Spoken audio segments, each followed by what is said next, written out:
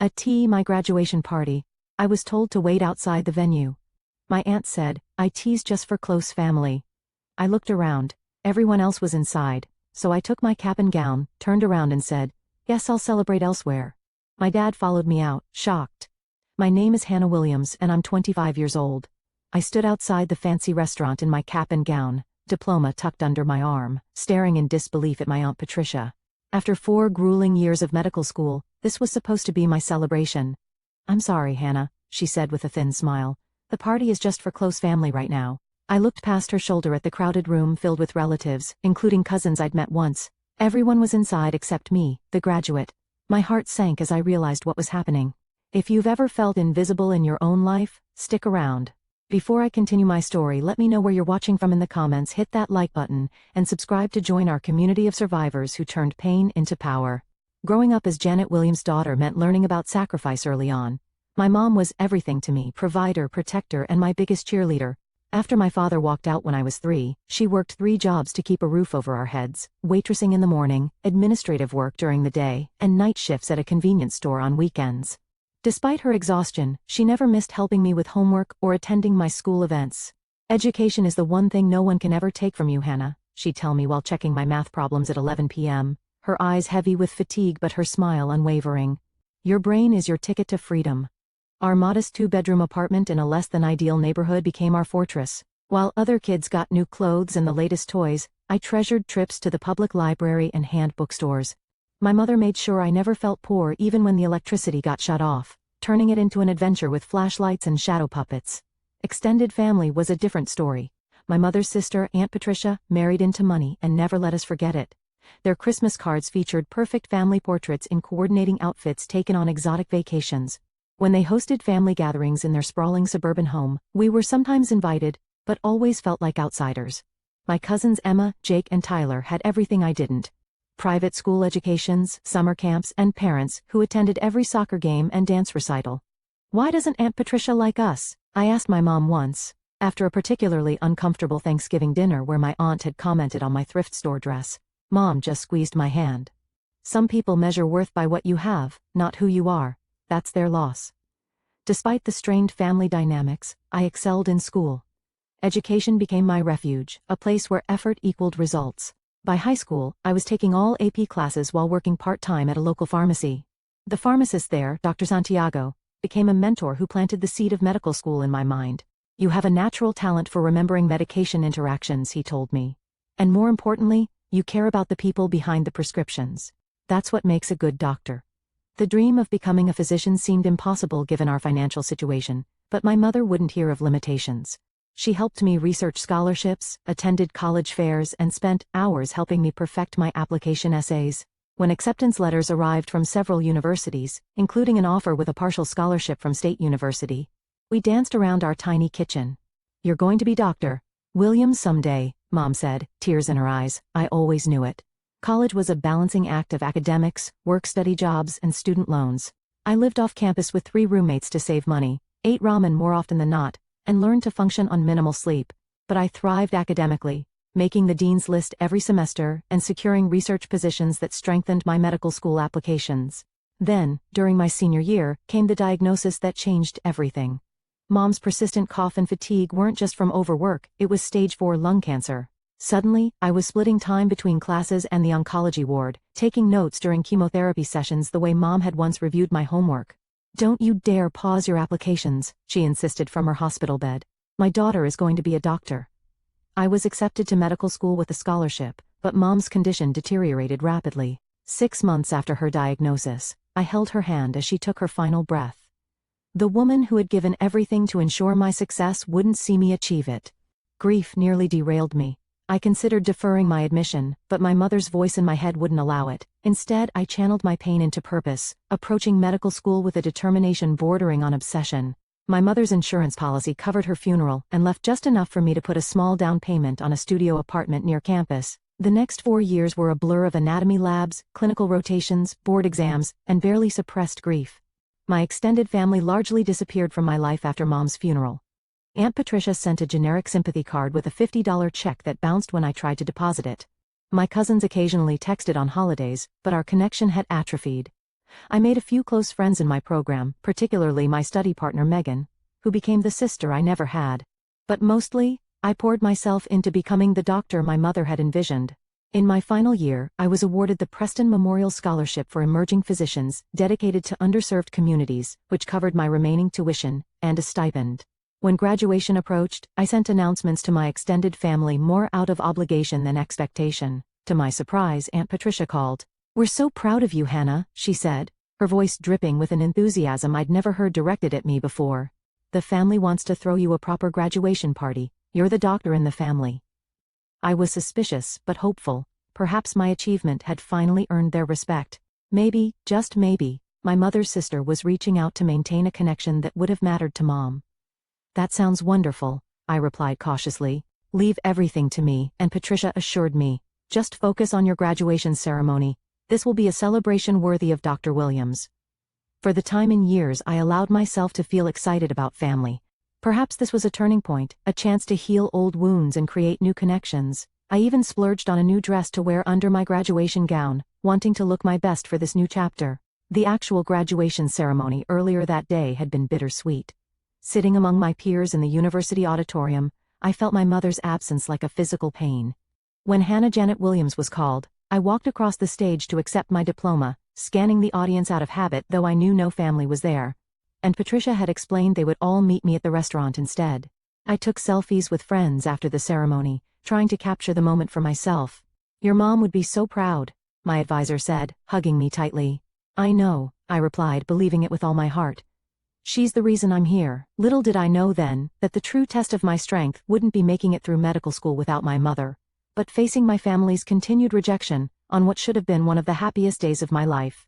The day of graduation arrived with perfect early summer weather, sunshine streaming through my apartment windows as I prepared for the ceremony. After 4 years of grueling studies, sleepless nights and moments of doubt when I'd wondered if I could really do this without my mom, I had made it. Dr. Hannah Williams. The thought still felt surreal. I spent extra time getting ready that morning, knowing that this was a day my mother had dreamed about. My dress was a splurge, a knee-length navy blue number with subtle lace detailing that I'd saved for weeks to afford. Professional but still special, I curled my hair and applied makeup carefully, wanting to look polished in the photos that would commemorate this milestone. "Mom would love this," I whispered to my reflection, touching the small pendant containing a tiny photo of her that I wore around my neck. It was my way of keeping her close during the ceremony. Throughout the graduation proceedings, I kept thinking about the party afterward. Aunt Patricia had texted me specific details the night before. "Reservations at the Garland at 7 p.m. We have the private room in the back. Everyone's so excited to celebrate you." The Garland was one of the most upscale restaurants in town, a place I'd never been able to afford on a student budget. The fact that my aunt had chosen such a venue seemed like a genuine effort to make this special. Despite our history, I felt a glimmer of hope that perhaps my achievement had finally bridged the gap between us. After the ceremony, I received congratulatory texts from several cousins. "Can't wait to see you tonight." From Jake, "So proud of you because." "See you at the Garland." From Emma, "Doctor in the family. Save me some cake." From Tyler. Each message fed my growing optimism. Maybe things really would be different now. I stopped at home briefly to freshen up, keeping my graduation gown and cap for the party since several relatives had mentioned wanting photos. The drive to the Garland took 15 minutes, and I rehearsed gracious responses to congratulations in my head. The restaurant was even more impressive than I'd imagined, a converted historic mansion, with a grand entrance, valet parking, and elegant landscaping. I spotted several family members' cars in the parking lot, and felt a flutter of excitement. As I approached the entrance in my cap and gown, diploma case tucked under my arm, I could hear music and laughter from inside. The hostess smiled at me. "Welcome to the Garland. Do you have a reservation?" "I'm here for the Williams party," I explained. "I believe they have the private room." Her expression brightened with recognition. "Oh yes, they're all set up in the back. It looks wonderful. Let me get someone to show you." "Hannah, there you are." I turned to see Aunt Patricia approaching from the direction of the private room. She was impeccably dressed as always in an expensive-looking silk pantsuit, her salon-perfect hair not moving an inch as she walked. Something about her expression made my stomach tighten instinctively. "I'll take it from here," she told the hostess before turning to me with a smile that didn't reach her eyes. "Hannah, dear, you look nice." The slight pause before nice wasn't lost on me, but I pushed aside the familiar feeling of being judged. "Thank you for organizing this, Aunt Patricia. The restaurant is beautiful." She glanced around as though making sure no one could overhear us. About that, we're just getting everything situated inside. Would you mind waiting out here for a few minutes, just until we're ready? I blinked in confusion. Ready? But I thought, it's just for close family right now, she said firmly, smoothing an invisible wrinkle from her sleeve. We have some things to discuss before the actual celebration. Close family, I repeated, the words not making sense. But I am family. And isn't this party supposed to be for me? Aunt Patricia's expression tightened. Of course it is, Hannah. Don't be dramatic. We just need a few minutes to finalize some things, you understand. As we stood in the entryway, I could see past her into the private room.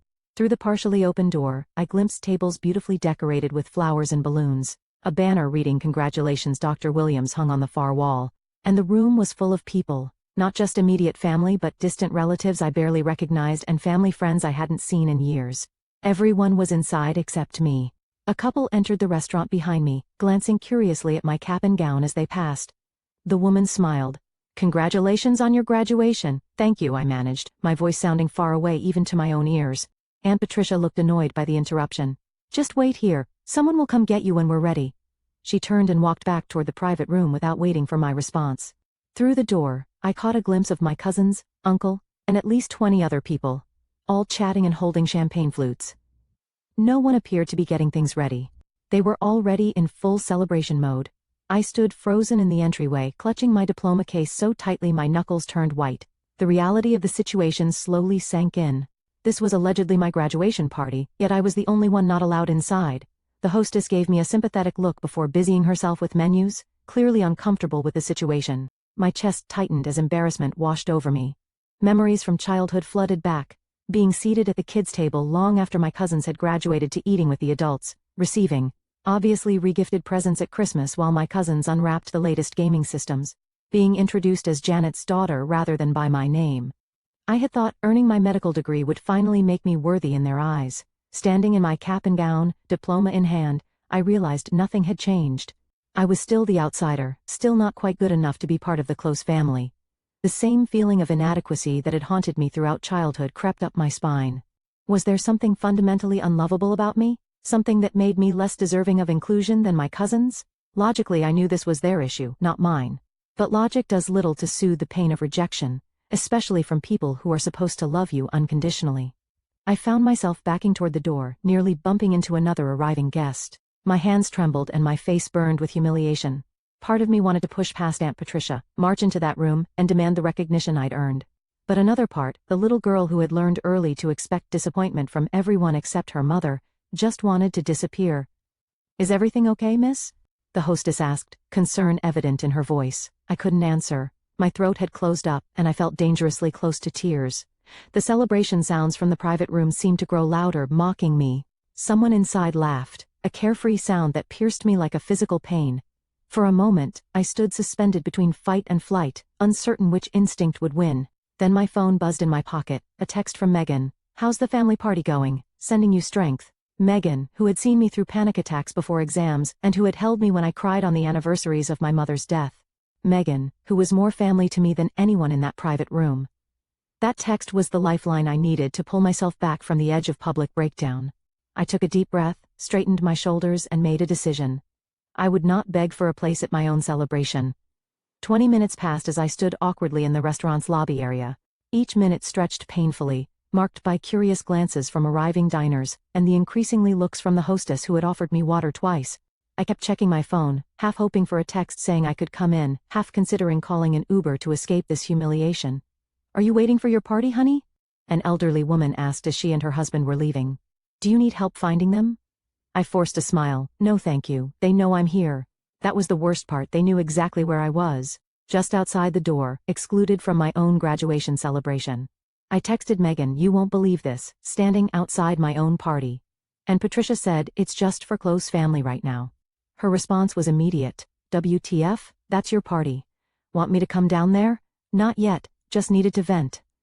I scrolled through old photos on my phone to distract myself, landing on one from my 12th birthday. Mom had saved for months to throw me a small party at the local skating rink. She had invited my entire class plus extended family. Only 2 classmates showed up. No family came at all. Later we learned Aunt Patricia had hosted a pool party for Emma that same day, despite Mom specifically mentioning my birthday when the summer plans were being discussed at a family dinner. When confronted, Aunt Patricia had simply said, "Well, Emma's friends were already counting on this date. I'm sure Hannah understands." I hadn't understood. Not really. Mom had tried to make it special anyway, skating with me and my two friends, buying an ice cream cake and taking silly photo booth pictures that I still treasured. But I remember crying that night, asking Mom what was wrong with me that made my own family not want to celebrate me. Another memory surfaced, my high school graduation. Mom had been so proud, cheering loudly when my name was called as I graduated in my class. We had planned a small celebration dinner afterward, inviting Aunt Patricia's family and a few other relatives. Only Uncle Robert had shown up, bringing a card signed by everyone else claiming various last-minute conflicts. Later that week, social media revealed the truth. They had all attended a baseball game together instead.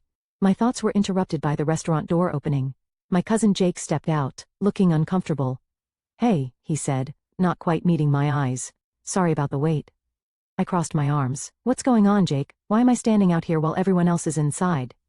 He shifted his weight, looking exactly like he had when we were kids, and he was lying about who broke Grandma's vase. "Aunt Patricia is just organizing a surprise. You know how she is about having everything perfect. A surprise? At my graduation party that I'm not allowed to attend?" Jake winced. "It's not like that. She just wants to make an announcement before you come in. It'll just be a few more minutes." Through the door behind him, I could see people eating appetizers and drinking champagne. Someone was taking group photos. This didn't look like preparation for a surprise, it looked like a party in full swing. "Jake, be honest with me. What's really happening?" He finally looked at me, guilt written across his features. "Look, I don't agree with it, okay? I told Mom this was messed up, but you know how she gets." "How she gets about what?" He lowered his voice. "She's making this big speech about how proud the family is to have a doctor now, and how we've all supported you through medical school. Some people from Dad's firm are here, important clients. She's kind of making it seem like they paid for your education." The audacity was breathtaking. "They didn't give me a dime, Jake. Your mom sent me a sympathy card when my mother died with a check that bounced. None of you even came to my white coat ceremony." Jake had the decency to look ashamed. "I know, I should have been there. It's just, you know how it is." I didn't know. I had always been the family obligation, not a true member of their circle. The poor relation they occasionally remembered out of duty, not love. "I'm sorry, Hannah. I really am proud of you," Jake said, sounding sincere for the time. "I should get back inside before Mom notices I'm gone." As he retreated, I felt the hurt transform into something hotter and sharper, anger. How dare they use my accomplishment as social currency while excluding me from the celebration? How dare Aunt Patricia pretend she had anything to do with my success? I thought about my mother, who had worked herself to exhaustion to give me opportunities, who had helped me study for the MCET while undergoing chemotherapy, who had made me promise on her deathbed to finish what we started. "Don't let anything stop you," she had whispered, her hand frail in mine. "And don't let anyone make you feel small. You're meant for big things, Hannah." Standing outside that restaurant in my cap and gown, I felt her absence like a physical ache. I marched into that room and demanded respect for her daughter. But Mom wasn't here, it was just me, and I had a choice to make. My phone buzzed again with a text from Megan. "What's the address? I'm coming." In that moment I realized something important. Family wasn't defined by blood. It was defined by who showed up for you, who celebrated your victories and helped you through defeats. By that definition, Aunt Patricia and most of the people in that room weren't my family at all. I looked through the glass door at the celebration happening without me. Through the window I could see Aunt Patricia at the center of attention, gesturing dramatically as she spoke to a group of well-dressed strangers. This wasn't about me. It had never been about me. It was about Aunt Patricia's desire to associate herself with my achievement, without having to acknowledge her failure to support me when it actually mattered. It was about appearance, not reality. About the story she wanted to tell, not the truth of what had happened. The realization didn't lessen the hurt, but it clarified something for me. I was done waiting for approval from people who had no intention of ever truly giving it. I was done making myself small to fit into spaces where I wasn't genuinely wanted. I was my mother's daughter, and it was time I stood up for myself the way she always had for me. After nearly 40 minutes of standing in the lobby, I had become part of the restaurant's decor. The hostess had stopped asking if I needed anything, and new arrivals no longer gave me curious glances. I was just the woman in graduation regalia, eternally waiting. Through the partially open door to the private room, I could see the celebration continuing without me. A waiter passed by carrying a tray of elegant desserts, little chocolate things topped with what looked like edible gold. Mom would have found that ridiculous. "Food you wear, not eat," she would have joked. I shifted position to get a better view and froze when I saw Aunt Patricia standing at the head of the main table, champagne glass raised. The room quieted as she began to speak, her voice carrying clearly to where I stood. As I was saying, our family has always valued education above all else, she proclaimed. When my dear sister Janet passed, Robert and I promised we would ensure Hannah completed her journey to becoming a doctor. It wasn't easy, but family takes care of family. The blatant lie knocked the air from my lungs. Not only had they provided no support, but Aunt Patricia had actively discouraged me from wasting money on more school after Mom died, suggesting I should get a real job instead of pursuing medicine. And now, she continued, we're so proud to celebrate Dr. Hannah Williams, the physician in our family. Though she's running fashionably late today, light laughter rippled through the room. We couldn't be prouder of her accomplishment and our part in it.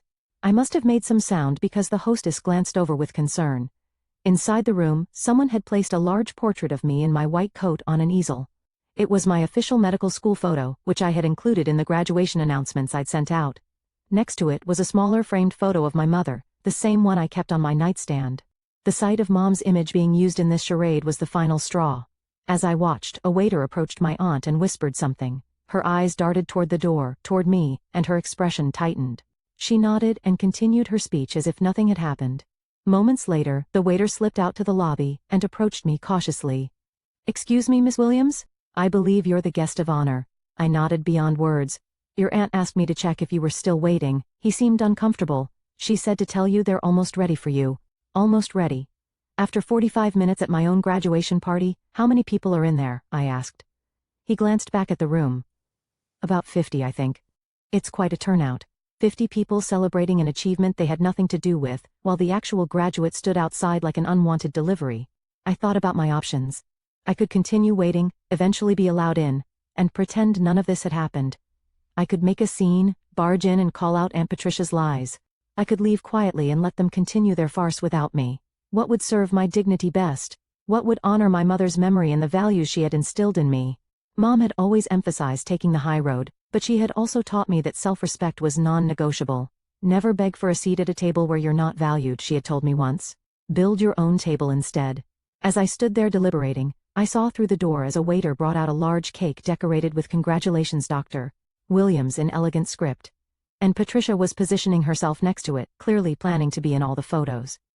My cousin Emma was adjusting the "Congratulations Graduate" banner, making sure it would be visible in pictures. They were creating a narrative that erased my struggle, my mother's sacrifice, and their own absence during the hardest years of my life. They were rewriting history to cast themselves as the supportive, generous family they had never actually been. The realization hit me with stunning clarity.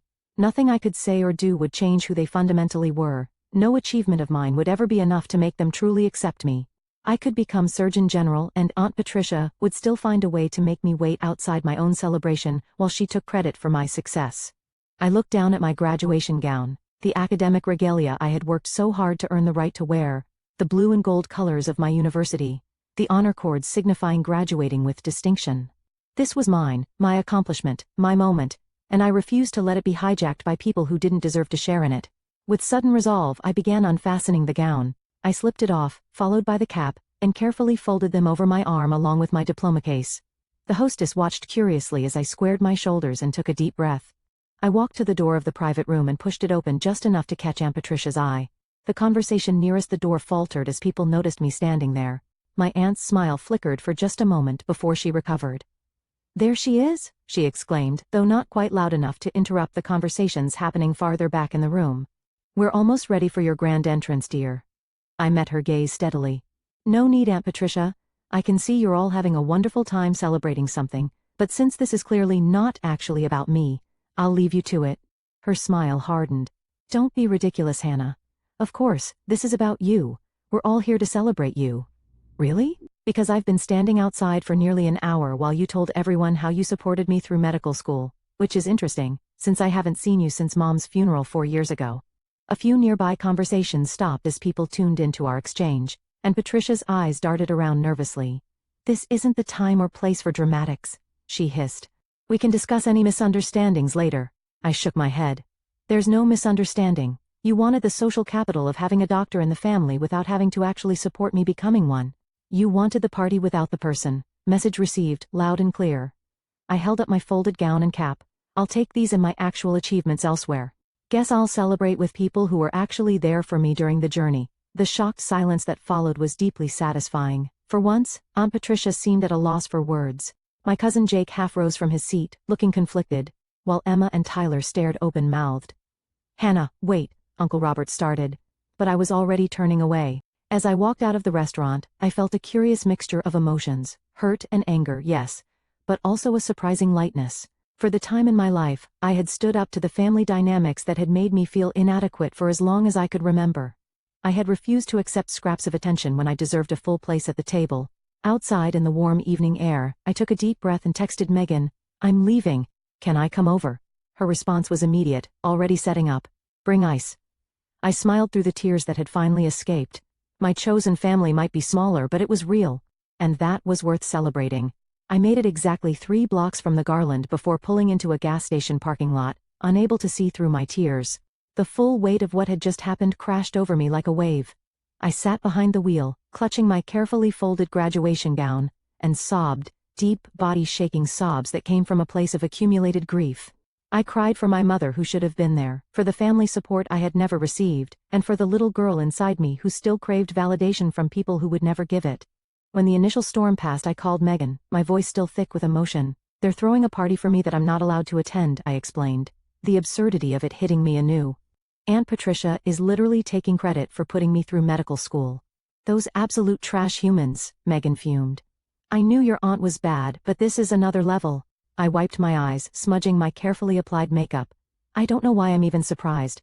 This is just more of the same, isn't it? They've always treated me like this, which is why you're better off without them. Come over now, I've already texted the group." "What group?" "The real celebration committee," she said with determination in her voice. "Just get ice in your butt over here." By the time I arrived at Megan's apartment 20 minutes later, my phone was buzzing constantly with notifications. Multiple text messages from Jake.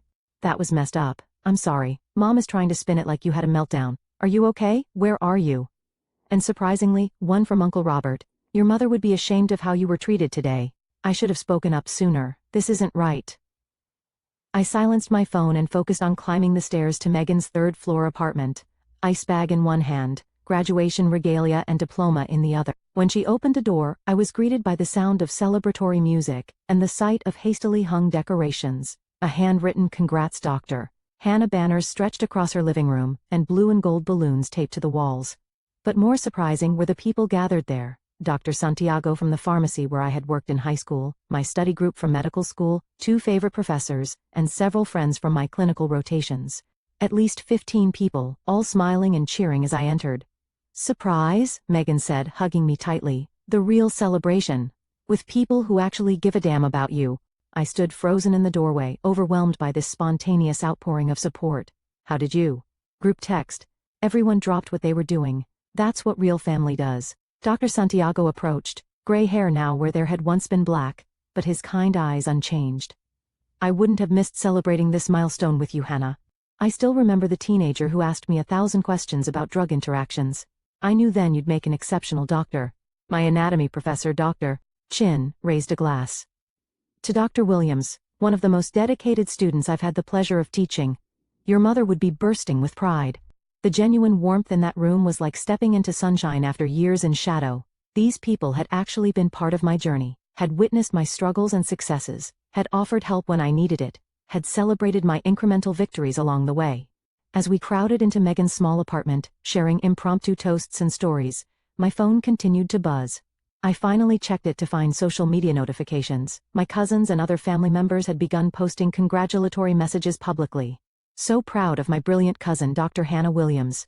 Family pride, Dr. in the family." From Emma, who had barely spoken 10 words to me in the past 4 years. "Major respect for my cousin completing medical school despite incredible challenges." Inspiration. From Tyler, who had never once checked on me after Mom died. The duplicity was staggering. They were crafting a public narrative of family support, while the reality couldn't have been more different. I showed Megan, who rolled her eyes dramatically. "Classic. They're damage controlling. Bet Aunt Patricia is making them post that stuff." Before I could respond, my phone rang with an unknown number. I almost declined it, but something made me answer. "Is this Hannah Williams?" a woman's voice asked. "Yes, this is she. This is Marjorie, the events manager at the Garland. I wanted to personally apologize for what happened this evening. Your situation was brought to my attention by several of our staff who were very concerned." I stepped into Megan's bedroom for privacy. "Oh, thank you. But it wasn't the restaurant's fault. Nevertheless, what happened was unacceptable. I've worked here for 15 years, and I've never seen anything quite like it. She paused. I should tell you that shortly after you left, quite a scene developed. Several people walked out, including an older gentleman who I believe was your uncle. My heart skipped. Uncle Robert left? Yes. And he was quite vocal about his disapproval. 2 younger men followed him. They appeared to be around your age. Jake and Tyler? That was unexpected. The party broke up rather quickly after that, Marjorie continued. Your aunt tried to continue as if nothing had happened. But it was awkward, to say the least. A small, petty part of me was gratified to hear that my departure had disrupted their carefully orchestrated event. But mostly, I was shocked that Uncle Robert and my cousins had actually taken a stand. I appreciate you letting me know, I told her. There's one more thing, she added. The gentleman, your uncle, settled the bill in full but left instructions that the cake was to be delivered to you. He left your address with us. Would tomorrow morning be acceptable? I gave her Megan's address instead, thanked her and returned to the celebration in the living room with a strange feeling of vindication. At least some of my family had recognized the injustice of the situation. As the evening progressed, I received 3 more calls from Uncle Robert, which I let go to voicemail, not ready to talk. But I did listen to his messages. Hannah, it's Uncle Robert. What happened tonight was inexcusable. Patricia had no right to treat you that way, especially not on your graduation day. I should have put a stop to it immediately. Please call me back when you can. It's me again. I've left the party. So have Jake and Tyler. We're at the diner on Main if you want to join us. No pressure. But the door is open. Just checking if you're okay. I understand if you don't want to talk right now. Just know that I'm truly sorry. And I'd like to make it right if you'll give me the chance. I showed the messages to Megan, who had been my rock through every medical school crisis. What do you think? I asked her. Should I call him back?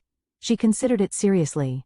He's making an effort. That's more than can be said for the rest of them. Maybe hear him out, but set boundaries. You don't owe anyone automatic forgiveness. I nodded, feeling a new sense of empowerment. For too long, I had accepted whatever scraps of family connection were thrown my way. But standing up for myself at the restaurant had shifted something fundamental. I deserved better, and for the time I truly believed it. My phone chimed with a text from Jake. I messed up big time. Should have stood up for you right away. Left with Dad and Tyler. Can we talk tomorrow? The celebration around me continued, genuine, warm, and supportive. These people had shown up for me when it counted. They were celebrating my achievement, not using it for their own social capital. This was what family was supposed to feel like. Dr. Santiago raised his glass again.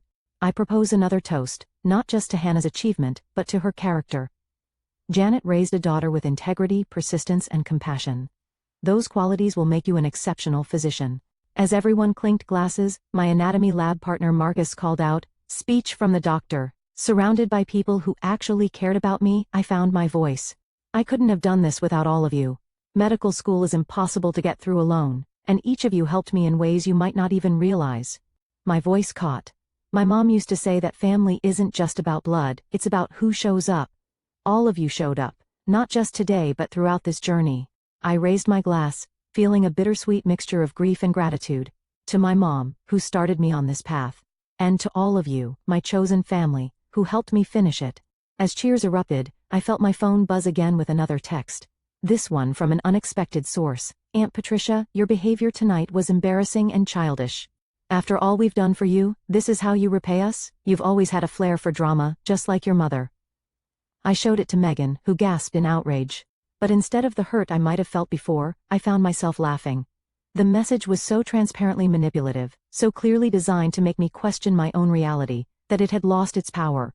What are you going to do? Megan asked. I deleted the message without responding and put my phone away. I'm going to celebrate becoming a doctor with people who are actually happy for me. The rest can wait until tomorrow. For the time in years I felt truly free. Not of grief for my mother, which would always be part of me, but of the desperate need for approval from people who would never freely give it. I had built my own table, just as Mom had advised, and it was filled with people who genuinely cared. That night, surrounded by genuine support and celebration, I finally understood that I hadn't lost family when my mother died. I had simply needed to recognize the family I already had. The morning after graduation dawned bright and clear, both outside and within me. I woke on Megan's couch to the smell of coffee and the gentle clattering of breakfast preparation. My head ached slightly from the champagne we'd consumed during our impromptu celebration, but the emotional hangover I'd expected was surprisingly absent. In its place was a sense of clarity I hadn't experienced in years. "Morning, Doctor," Williams Megan said, handing me a steaming mug. How's it feel to be both a doctor and an official family rebel? I laughed, sitting up and gratefully accepting the coffee, surprisingly good, though I have about 20 missed calls to deal with. My phone had indeed been lighting up since dawn messages from Uncle Robert, Jake, Tyler, and even Emma. Conspicuously absent was any communication from Aunt Patricia beyond her passive-aggressive text from the night before. I scrolled through them while sipping my coffee, trying to decide my next move. The cake's being delivered at 10, I reminded Megan. Yes, stolen graduation cake for breakfast. I'm here for this level of petty. Around 9:30, while we were still in pajamas discussing whether to respond to any of the messages, an unexpected knock came at the door. Megan peeked through the peephole and turned to me with wide eyes. "It's your Aunt Patricia," she whispered. "And she does not look happy." My stomach dropped. I hadn't given the Garland Megan's address, only Uncle Robert had that information. He must have told his wife.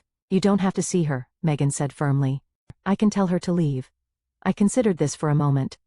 Running away or hiding would only reinforce the dynamic that had existed all my life, Aunt Patricia as the authority figure, me as the chastened child. It was time to change that pattern. "No, I'll talk to her," I decided, standing up, "but here, on my terms." I quickly ran a brush through my hair and straightened my wrinkled clothes from the day before. Not ideal, but this wasn't about appearances anymore. When I opened the door, and Patricia stood there in another impeccable outfit, her handbag clutched tightly against her body like armor. Her lips were pressed into a thin line, her entire posture radiating disapproval. "May I come in?" she asked stiffly. "You can say whatever you came to say from there," I replied, surprised by the steadiness in my voice. Her eyes narrowed at this defiance. "This isn't a conversation for hallways, Hannah. I raised you better than that. Actually, you didn't raise me at all. My mother did. And she taught me that respect is earned, not automatically granted based on family title." Aunt Patricia flinched almost imperceptibly. For a moment, I saw something flicker across her face. Not anger, but something more complex. "Fine," she said after a pause. "I came to tell you that your behavior yesterday was unacceptable. Do you have any idea how much that party cost? How many important connections were there specifically to meet you? You embarrassed the entire family." I leaned against the doorframe considering her words.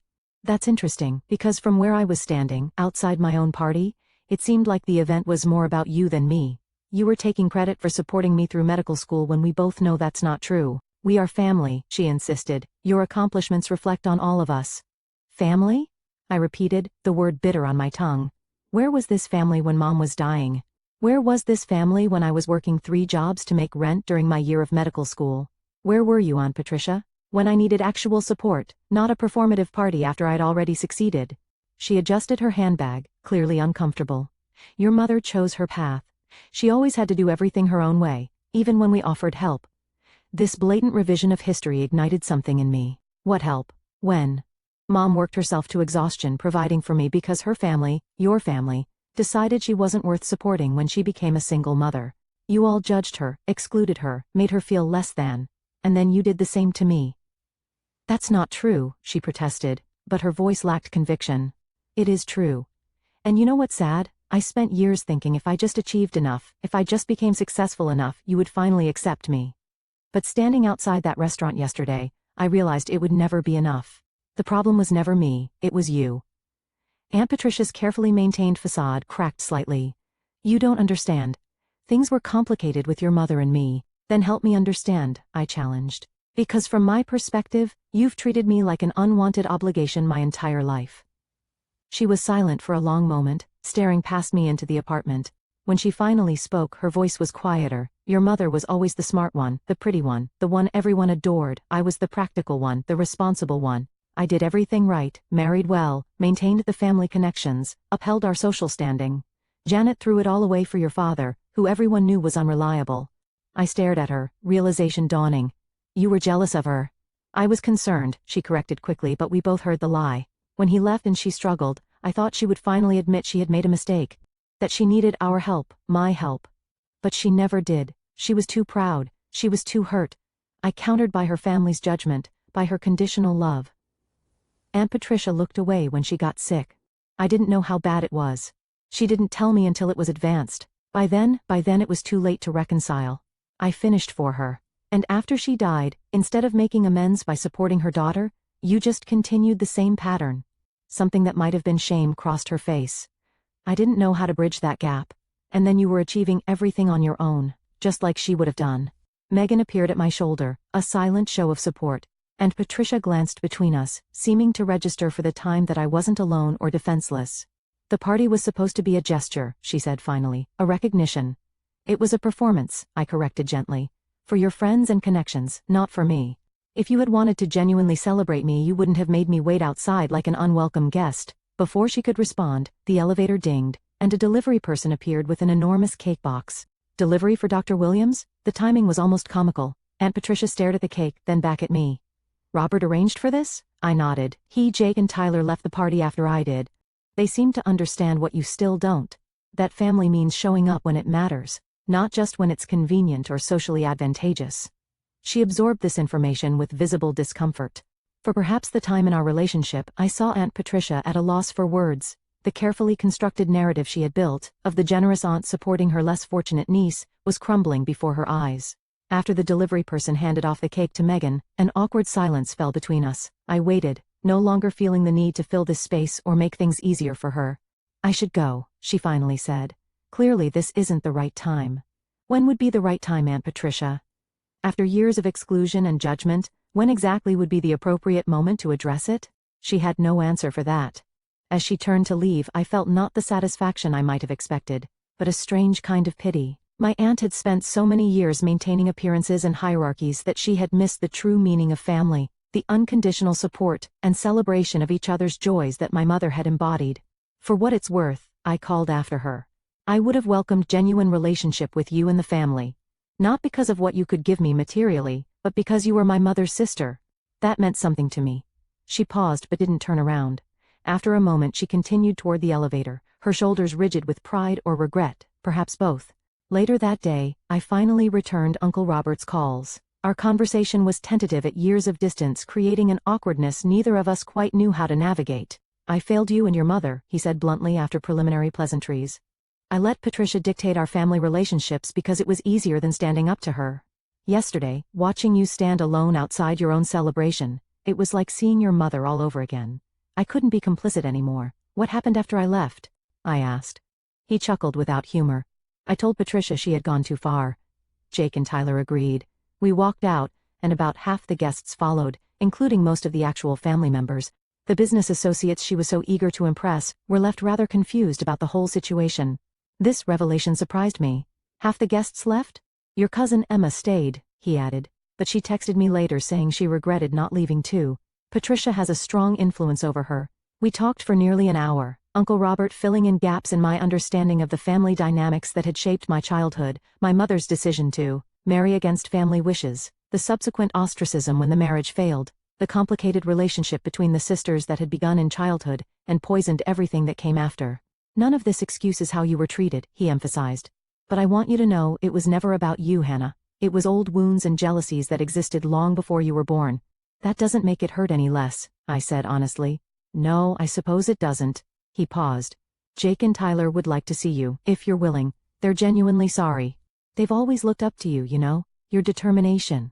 Your independence. Qualities their mother didn't necessarily encourage in them. I promised to think about it, not ready to commit to more family interactions just yet. When we ended the call, I felt a strange mixture of closure and new beginning. The conversation hadn't erased the hurt of years of exclusion, but it had provided context I had never had before.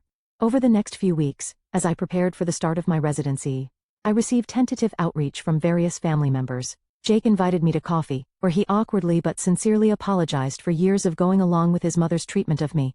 Emma sent a handwritten card congratulating me on graduation and expressing regret for her role in the party debacle. Even Tyler, the cousin I'd had the least connection with, texted asking if we could reconnect. Aunt Patricia remained conspicuously silent, but Uncle Robert reported that my confrontation had shaken her more than she would admit. She's not good at acknowledging when she's wrong, he explained. Never has been. But she knows she crossed a line this time. I decided to accept these tentative olive branches from my cousins while maintaining healthy boundaries. We weren't going to become an instantly close-knit family after years of distance, but perhaps we could build something new, a relationship based on who we were as adults, rather than the dynamics established in childhood. More surprisingly, I found myself considering family therapy with those willing to participate, not to excuse the past, but to understand it better and create healthier patterns moving forward. My medical training had taught me that sometimes the most painful wounds needed to be reopened and cleaned before they could properly heal. As I packed for my move to Boston where I would begin my residency, I placed my mother's photo carefully between layers of clothing. "I did it, Mom," I whispered. "Not just becoming a doctor, but standing up for myself the way you always wanted me to." I didn't need a fancy party or family validation to know she would have been proud. 1 year after the graduation party incident, I stood in the small but cheerful backyard of my new apartment in Boston, surrounded by a mixture of old and new friends, colleagues from my residency program, and, most surprisingly, a small contingent of family members. Uncle Robert manned the grill with unnecessary seriousness. Jake was deep in conversation with Megan about a patient case I'd consulted them both on, and Emma was helping arrange a table of potluck dishes that had been steadily accumulating. Year Residency Survivor Celebration read a handmade banner hanging between 2 trees, Megan's handiwork, complete with anatomically correct heart drawings that made some of the non-medical guests slightly uncomfortable. I surveyed the scene with a quiet sense of satisfaction. This gathering was everything last year's party wasn't: genuine, relaxed, and centered around actual relationships rather than appearances. No one was performing for social media or business connections. No one was taking credit for my accomplishments. It was simply people who cared about each other, enjoying a beautiful summer day. The path to this moment had been neither straight nor easy. The months following my confrontation with Aunt Patricia had been filled with awkward family dynamics, tentative reconciliations, and occasional backsliding into old patterns. We had started family therapy, myself, Uncle Robert, Jake, and eventually Emma, meeting monthly with a skilled therapist who specialized in family systems. Our session had been almost comically tense, none of us quite knowing how to bridge years of distance and hurt. But slowly, session by session, we began to unpack the complex history that had shaped our relationships. Uncle Robert spoke candidly about his regret at not standing up to his wife sooner. Jake and Emma shared their own experiences growing up under Aunt Patricia's exacting standards and conditional approval, different from my exclusion but damaging in its own way. "I always thought you had it better because you had freedom," Emma admitted during our session. "Mom was so controlling of every aspect of my life, my appearance, my friends, my activities. Everything was about maintaining the right image. And I thought you had it better because you had security and belonging," I countered. I would have traded some freedom for knowing I had family support. These realizations helped us develop empathy for each other's experiences. We weren't comparing trauma or competing for who had it worse. We were finally seeing each other clearly, perhaps for the time. Aunt Patricia refused to participate in therapy, maintaining that the whole exercise was unnecessary drama. Her absence was felt, but in some ways it allowed the rest of us to speak more freely. Uncle Robert had begun standing up to her more consistently, refusing to enable behaviors that damaged family relationships. It had created tension in their marriage, but he seemed more at peace with himself. "Your mother would be proud of you," he told me one day after a particularly productive therapy session. "Not just for becoming a doctor, but for forcing us all to face some hard truths." Professionally, my year of residency had been the expected whirlwind of exhaustion, intense learning, and occasional triumphs. The internal medicine program at Boston General was renowned for its rigorous standards, and there were days when I questioned whether I had the stamina to continue. But the resilience I had developed throughout my life served me well in the hospital's challenging environment. What surprised me most was how my personal experience with family dysfunction had unexpectedly become an asset in my medical practice. I found I had a particular sensitivity to patients whose illnesses were complicated by family dynamics: the elderly man whose children couldn't agree on his care plan, the teenager with mysterious symptoms exacerbated by parental conflict, the young mother trying to navigate treatment decisions without family support. "You have a gift for this," my attending physician commented after watching me mediate a difficult family meeting. "Most residents your level would have gotten frustrated and walked out." "I've had some practice," I replied simply. As the backyard celebration continued around me, I found myself drawn to the small memorial table I had set up in a quiet corner. My mother's photograph stood surrounded by a few meaningful items: her favorite book, the stethoscope she had given me when I was accepted to medical school, and a small jar containing sand from the beach where we had scattered her ashes. "Having a moment?" Megan asked, appearing at my side with 2 glasses of lemonade. I smiled, accepting the drink. "Just thinking about how much has changed in a year, from standing outside your own party to hosting one. That's what I call character development." We clinked glasses, watching as the gathering evolved around us. New connections were forming, my residency mentor deep in conversation with Dr.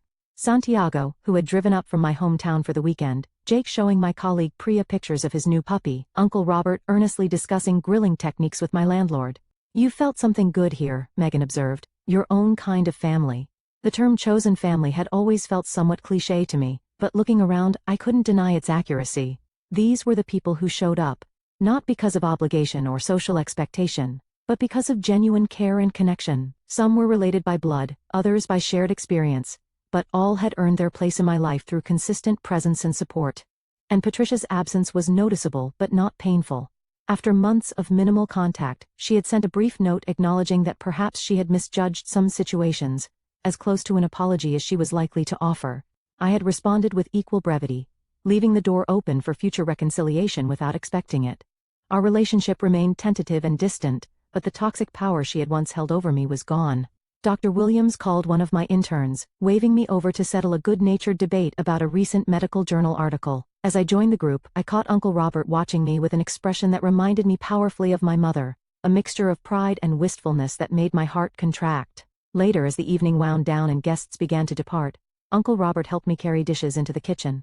"Your mother loved gatherings like this," he said unexpectedly. "Nothing fancy, just good people enjoying each other's company." Patricia always thought Janet's parties were too casual, not impressive enough, but they were always the ones people actually enjoyed. I paused, hands deep in soapy water. I didn't know that about her. There's a lot you might not know. She was a remarkable woman, your mother. Stubborn as hell, of course, a family trait you've clearly inherited. He smiled ruefully. She would be so proud of the life you're building, Hannah. Not just the doctor part, though that too, but the way you've learned to stand up for yourself while still keeping your heart open. That's no small thing. As the last guests departed and quiet settled over the apartment, I sat alone on my small balcony, watching the city lights against the darkening sky. The journey from that humiliating moment outside the Garland to this peaceful evening had taught me lessons no medical textbook could contain. I had learned that family was defined not by DNA, but by consistent presence and genuine support. That standing up for yourself wasn't selfish, but necessary for authentic, that healing often required confronting painful truths rather than maintaining comfortable illusions. And, perhaps most importantly, that belonging was not something to be earned through achievement or pleasing others, but something to be built through mutual respect and care. My phone buzzed with a text from Megan. "Best party ever, your mom would have loved it." I smiled, feeling my mother's presence not as an absence, but as a foundation, the strong base upon which I had built everything that followed. Her love had been unconditional in a family where love typically came with strings attached. That gift had ultimately allowed me to recognize when relationships were healthy and when they were not, to set boundaries where needed, and to build connections based on genuine care rather than obligation. The heart-won wisdom of the past year settled around me like a comfortable blanket.